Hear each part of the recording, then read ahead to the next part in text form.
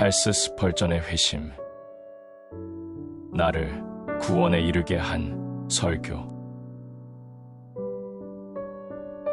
어느 깊은 겨울날 한 설교를 통해 하나님께서 제게 깨달음을 주셨습니다.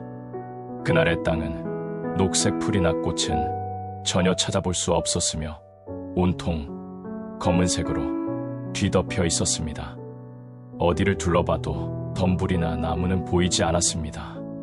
그때 하나님께서 보물과 같은 눈송이를 내려주셨습니다. 하얀 눈송이가 검은색 땅을 뒤덮어 온통 새하얗게 만들었습니다. 그날에 들었던 설교를 통해 저는 오랫동안 간절히 원했던 구세주를 마침내 만날 수 있었습니다.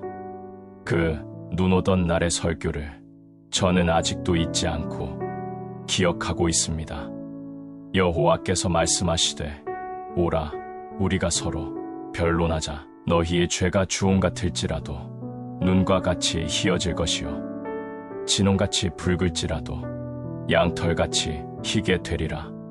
저는 개인적으로 하나님께서 여러 좋은 책을 읽게 해주신 것에 감사드립니다. 특별히 필립 보드리지 박사의 영혼 안에서 신앙의 부활과 발전, 리차드 덱스터의 회심하지 않은 자를 향한 부르심, 알레인의 죄인에게 주는 경고, 제임스의 불안에 떨며 질문하는 자와 같은 책을 읽을 수 있게 해주신 것에 얼마나 감사한지 모릅니다. 하지만 이런 책을 읽게 해주신 것보다 더욱 감사한 것은 한 가난하고 배우지 못한 아저씨를 통해 들은 설교 말씀이었습니다. 그분은 전혀 신학교육을 받은 적이 없었습니다. 분명 변변치 못한 일을 하는 사람이었지만 하나님께서는 어느 주일 아침에 그를 통해 이런 은혜의 말씀을 전해주셨습니다. 땅의 모든 끝은 나를 바라보고 너희는 구원을 받으라. 나는 하나님이요 다른 이가 없느니라. 물론 제가 읽었던 책들도 매우 좋았지만 그 아저씨의 설교는 훨씬 더 좋았습니다. 책은 저를 깨우쳤지만 그 설교는 저를 구원에 이르게 했습니다. 그래서 저는 늘 진리의 말씀을 듣는 것을 귀하게 여깁니다. 저 또한 진리를 듣고 기쁨과 평안을 얻었기 때문입니다. 심령이 괴로웠던 시절 혹시 구원의 길을 발견할 수 있지 않을까 해서 제가 살던 마을에 있는 모든 예배의 자리에 참석해보기로 다짐했습니다. 하나님께서 저의 죄를 사하여 주시기만 한다면 무슨 일이든 다 하려고 했습니다. 그렇게 주변의 모든 교회를 돌아다니기 시작했습니다. 한동안 그런 식으로 여러 예배에 참석했지만 헛수고였습니다. 그렇다고 그곳의 목회자를 비난하는 것은 아닙니다. 한 분은 하나님의 주권에 대해 설교하셨습니다. 저는 기쁜 마음으로 그 설교를 경청했습니다.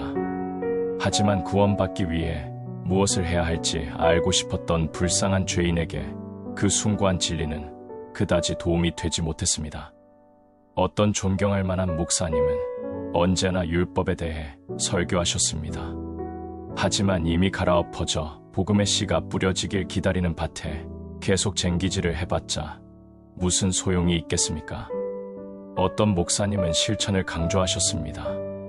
하지만 제게는 다리가 없는 병사에게 진격하는 법을 가르치는 장교의 말처럼 들렸습니다. 그게 무슨 소용이 있겠습니까? 그 목사님의 간곡한 말씀은 제 마음에 전혀 와 닿지 않았습니다. 저는 주 예수 그리스도를 믿어라. 그리하면 구원받을 것이다란 말씀을 잘 알고 있었지만 그리스도를 믿는다는 것이 어떤 의미인지를 알 수가 없었습니다. 그 목사님들의 설교는 교회에 모인 영적으로 충만한 사람들에게 유익한 진리였지만 제가 알기 원했던 것은 어떻게 하면 내 죄를 용서받을 수 있는가였습니다. 하지만 이 질문에 대한 답변은 들을 수 없었습니다. 제가 듣고 싶었던 것은 어떻게 하면 불쌍한 죄인이 죄책감에서 벗어나 하나님과 화평해질 수 있는가였습니다. 그런데 제가 들은 것은 자신을 속이지 마라. 하나님은 업신여김을 받지 않으시니라란 말씀의 설교였습니다. 그런 주제는 저를 더욱 힘들게 하였고 마음의 평안을 가져다 주지 않았습니다. 어떤 날은 의인의 영광에 대한 설교를 들었지만 제게는 해당하지 않는 내용이었습니다. 저는 마치 자녀가 먹는 음식에 손대지 못하고 식탁 밑에서 웅크리고 있는 개와 같은 처지처럼 느껴졌습니다. 그렇게 오랫동안 꾸준히 예배에 참석하며 하나님께 간절히 기도하였습니다. 아마 저처럼 열심히 설교를 경청하는 사람은 없었을 것입니다. 저는 정말로 어떻게 하면 구원받을 수 있는지 알고 싶었습니다. 그리고 바로 그날 한 교회에 가려던 주일 아침에 하나님께서 눈보라를 보내시지 않으셨다면 지금도 저는 여전히 어둠과 절망 속에서 고통당하고 있을지도 모릅니다.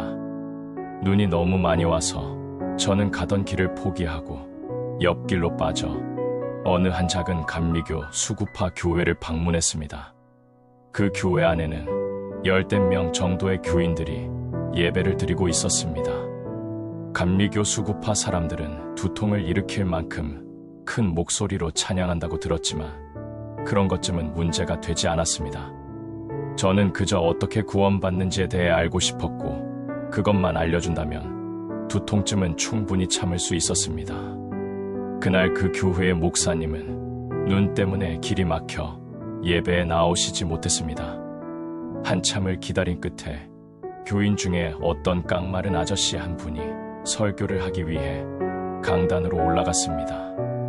보기에 구두나 옷을 수선하는 일을 하는 사람인 것 같았습니다.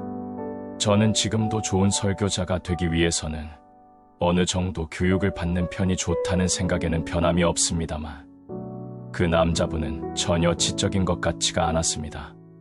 그는 그저 본문의 말씀대로 따라갔는데 아마도 그 외에 할 말이 없어서 그랬던 것 같았습니다. 그날의 본문 말씀은 다음과 같았습니다. 땅의 모든 끝은 나를 바라보고 너희는 구원을 받으라. 나는 하나님이요 다른 이가 없느니라. 그는 심지어 발음도 부정확했지만 그런 것쯤은 문제되지 않았습니다. 저는 그저 이 본문 말씀이라면 제가 찾는 문제에 대한 답을 들을 수 있을 것 같다고 조금은 기대를 했습니다. 그 아저씨는 이렇게 설교를 시작했습니다. 여러분, 이 성경 말씀은 정말로 단순해요. 그저 바라보라고 하잖아요. 바라보는 게 뭐가 힘든 일인가요? 발을 들어 올리라는 것도 아니고 손가락을 들어 올리라는 것도 아니잖아요. 그저 고개를 들어서 바라보라는 거예요.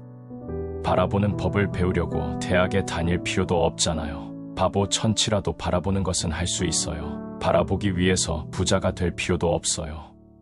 누구든지 바라볼 수 있어요. 애들도 바라보는 것은 할 수 있어요. 그리고 본문에 나를 바라보라고 말씀하셨어요. 대부분 사람들은 자기 자신만을 바라봐요. 하지만 자기를 바라봤자 아무 소용도 없어요. 반대로 어떤 사람들은 먼저 하나님 아버지부터 바라보려고 해요. 하지만 하나님 아버지는 나중에 바라보고 우리는 제일 먼저 예수 그리스도를 바라봐야 해요. 또 어떤 사람들은 성령님께서 역사하시길 기다려야 한다고 말해요. 하지만 그건 여러분들이 지금 신경 써야 할 일이 아니에요. 지금은 그리스도를 바라보세요. 오늘 본문에 나를 바라보라고 되어 있잖아요. 그리고 그 아저씨는 이렇게 이어나갔습니다. 나를 바라보아라. 나는 보혈의 피를 흘렸도다. 나를 바라보아라. 나는 십자가에 매달렸노라. 나를 바라보아라. 나는 죽어 장사되었노라. 나를 바라보아라. 나는 다시 부활했노라. 나를 바라보아라. 나는 하늘로 올라갔노라. 나를 바라보아라. 나는 아버지 우편에 앉아있노라. 오 불쌍한 죄인아, 나를 바라보아라. 나를 바라보아라. 그렇게 10여 분 정도 설교를 하고 나니 할 말이 떨어진 듯 했습니다. 그러자 그는 좌석에 앉아있던 저를 쳐다보았습니다. 그날 그곳에 교인이 얼마 없었기에 처음 나온 제가 분명 눈에 띄었을 것입니다. 그는 마치 제 마음을 전부 알고 있다는 듯이 뚫어지게 쳐다보더니 이렇게 입을 열었습니다.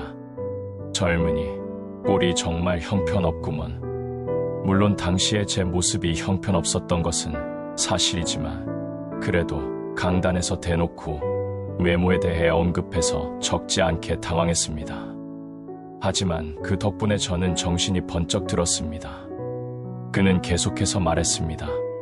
자네는 앞으로도 그렇게 비참할 것이야. 비참하게 살다가 비참하게 죽겠지. 자네가 오늘 말씀에 순종하지 않는다면 말일세. 하지만 이제라도 순종한다면 지금 이 순간 자네는 구원을 받을 걸세. 그러더니 그는 두 손을 번쩍 들고 감리교 수구파 사람들만 낼 수 있을 것 같은 엄청나게 큰 목소리로 이렇게 외치기 시작했습니다. 젊은이, 예수 그리스도를 바라보게 보란 말이야. 다른 것은 할 필요가 없어. 그냥 바라보면 살 것이야. 저는 그 즉시 구원의 길을 보았습니다. 그 이후로 그가 무슨 말을 했는지는 기억나지 않습니다. 오직 한 가지 생각만이 머릿속에 맴돌았습니다. 그것은 마치 광야에서 노뱀이 들렸을 때와 비슷했습니다. 사람들은 그저 그것을 바라보기만 하면 치유되었습니다. 여호와께서 모세에게 이르시되 불뱀을 만들어 장대 위에 매달아라. 물린 자마다 그것을 보면 살리라. 모세가 노뱀을 만들어 장대 위에 다니 뱀에게 물린 자가 노뱀을 쳐다본즉 모두 살더라. 저는 구원받기 위해 수많은 것을 해야만 할 것으로 생각했는데 그저 바라보기만 하면 된다니 얼마나 매력적인 말입니까? 저는 눈알이 빠질 정도로 바라보고 또 바라보았습니다. 그제야 먹구름이 물러가고 햇빛을 볼 수 있었습니다. 그날에 저는 그리스도의 보배로운 피와 그분을 단순히 바라보는 믿음에 대해 그 자리에 있던 다른 모든 감리교, 수구파 사람들보다도 더욱 크고 열정적으로 찬양을 불렀습니다. 그전에도 물론 그리스도를 믿으면 구원을 받을 것이다란 말을 들었지만 그때는 깨닫지 못하였습니다. 하지만 이제는 이렇게 말할 수 있습니다. 믿음으로 생명수를 보았네. 믿음으로 생명수를 보았네. 주님의 상처에서 흘러나오는 속죄의 사랑이 내 주제가 되었네. 죽을 때까지 그 사랑을 말하리라.